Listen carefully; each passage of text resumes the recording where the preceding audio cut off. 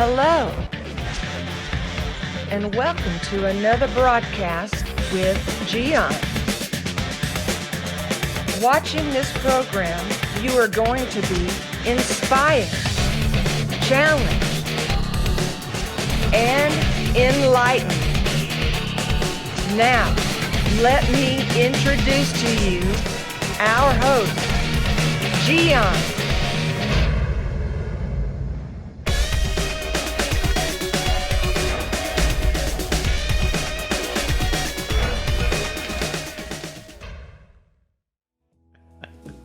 Maybe you are thinking, oh, my mouth. I know. All of us, without exception, we have been in situations where after something that we have said and we just destroy things, people, hurt people, or anything, we just think, how in the world did I say that? Why? Why did I say that? Well, it's life, right? It's life.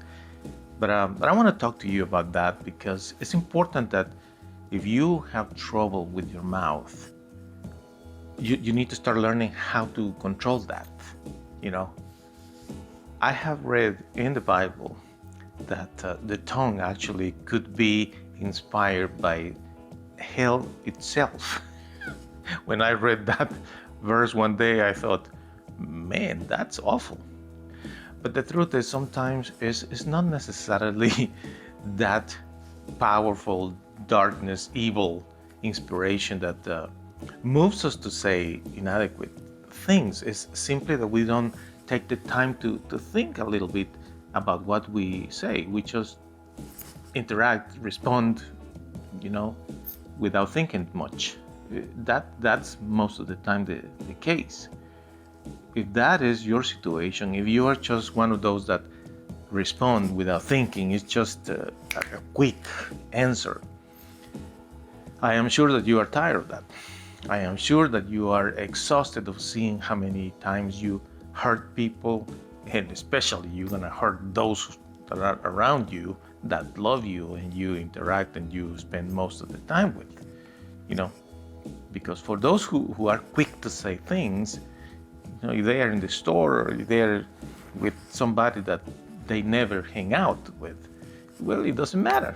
People will not pay attention. Sometimes you can have trouble with individuals in the marketplace, for example, but it's not too complex like with those that you live with. And I know that if that's your case, you are tired of that. So what is happening? Well, what is happening is you have to learn, first of all, to control your mouth. Don't say anything you think just because it's a thought. That doesn't mean it's a good thought, It's very important that you take into consideration that if you are easy to say things, start leaning towards easy to say things that are nice. And it's not easy for people to say nice things because they are not used to, They are not used to. Some people are not used to use the knife when they are eating. They just use the fork. And they are battling with a piece of meat with the fork, And then suddenly they think, well, there is a knife here. Okay, and then whoosh. Well, the same thing happens with people that are used to not say nice things. They are not used to use the knife, meaning they are not used to say nice things. It's just a custom of just saying nasty things and sarcastic things or anything without thinking. Well, here is the first thing that I am giving you as a suggestion. Learn to say nice things about everything. If you are the person that always say something because it's in your nature to speak your mind, well, start to learn to say nice things. And you can do that by practicing wherever you are going. If you are in your car, you see something that is not nice in the traffic that has nothing to do with you, try to see something else. that is around, like a tree, and you say, oh, that's a nice tree, even though you are not thinking of the tree. It's an exercise to help you to lean towards nice things all the time. Oh, traffic is not too heavy today. Well, seems to we will have a good day today. Always, if you can't stop your mouth, start getting the custom of saying something nice all the time. Nobody's gonna be upset if you are praising things all day long, you know? Nobody will be upset if you are saying nice things all day long. Nobody. Eventually someone will say, can you just be quiet, please? but nobody will say, I'm tired of your positivism. I don't think so. Maybe they need quiet to do whatever they are doing, work or whatever. But I hope you understand. If your mouth is getting you into trouble constantly, force yourself to say nice things all the time. If you just can't process much, you're just gonna say something, force yourself to say something nice all the time.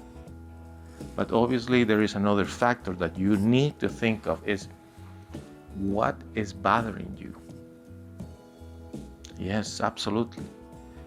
Because quite often, for those who have trouble with their mouth, it's not that the person or the situation itself is causing the main trouble they have. No.